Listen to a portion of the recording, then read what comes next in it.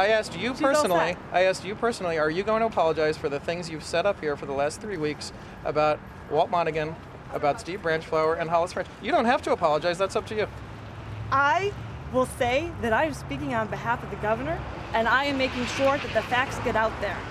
No one is apologizing to the governor for making up a conspiracy theory that this had anything to do with anything else other than budgetary and policy matters.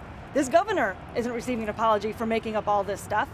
I'm speaking on behalf of the governor right now when I say that she reassigned Walt Monaghan for budgetary and the policy governor differences. aside, I think the governor is a good person who I think made a big mistake in cooperating in your effort to stop this investigation. That was her big mistake.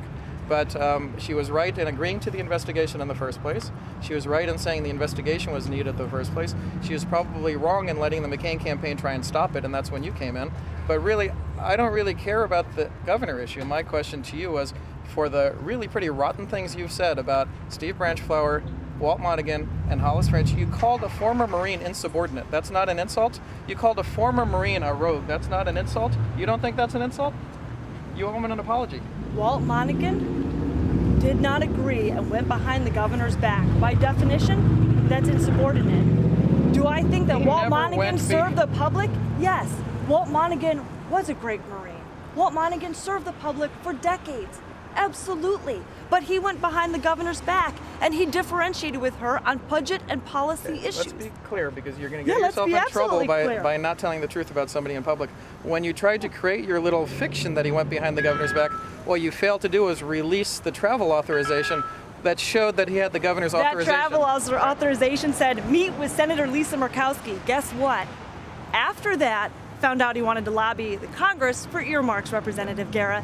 That he's explicitly, as outlined in numerous emails, he did not have permission for, and he knew it. I'm not going to argue with you. If I personally attacked people the way you did, I would apologize to them. If I called a former Marine whose father received a Congressional Medal of Honor for his fighting in the Korean War, for his ultimate sacrifice in the Korean War, if I went after somebody like that on behalf of a campaign to get votes, if I sort of acted that way, I would apologize to them. My family continues to make those sacrifices. My grandfather was a decorated Marine, and my brother is a decorated Marine. And I've never insulted them. That's the difference between you and me.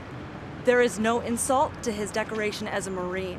There is a difference in policy and budgetary matters with the governor of the state of Alaska, who remains and has the authority, proper and legal authority, to reassign a commissioner when they disagree on an issue. That is why this governor reassigned Walt Monaghan. Your answer is you're not going to apologize. That's fine. That's fine. I would apologize if I insulted somebody like that. That's all. My only question to you was... I laid out the facts, Representative Gara. I laid out the facts. You don't have to apologize to people. You get to insult them. You don't have to apologize to them. I mean, I understand what you did. It is unfortunate that some are perceiving it as anything other than laying out the facts. I think you should probably take a look at the videos. I think you should take a look at the 3-time-a-week press conferences. I think you should take a look at the pictures. I think you should take a look at the pictures that you put on TV, right? And quotes the little pictures where you put a circle around Walt Monaghan's head. The little pictures where you put a circle around Steve Branchflower's head. The little fake thing you did to try and tell people in the lower 48 that Republican prosecutor Steve Branchflower was somehow a Democrat. The little sort of fake picture you tried to create for people in the lower 48. We said Steve Branchflower had connections to Hollis French, to Walt Monaghan, and that Linda Branchflower had connections to Walt Monaghan. That is all factual. We all have connections to everybody in this state. This is a small state.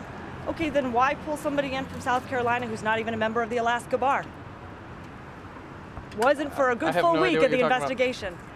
Well, if you look up when Steve Branchflower actually became a member of the Alaska Bar, it wasn't until, more than a week into it. Are you challenging Steve Branchflower's Alaska roots? He was a prosecutor here for 20 years. No, I'm saying you pull in certain individuals to cover this when there are many other opportunities as well. There was a connection with Hollis French, with Walt Monaghan, and Linda Branchflower to Walt Monaghan as well. This is one of your worst spins. Steve Branchflower, was hired.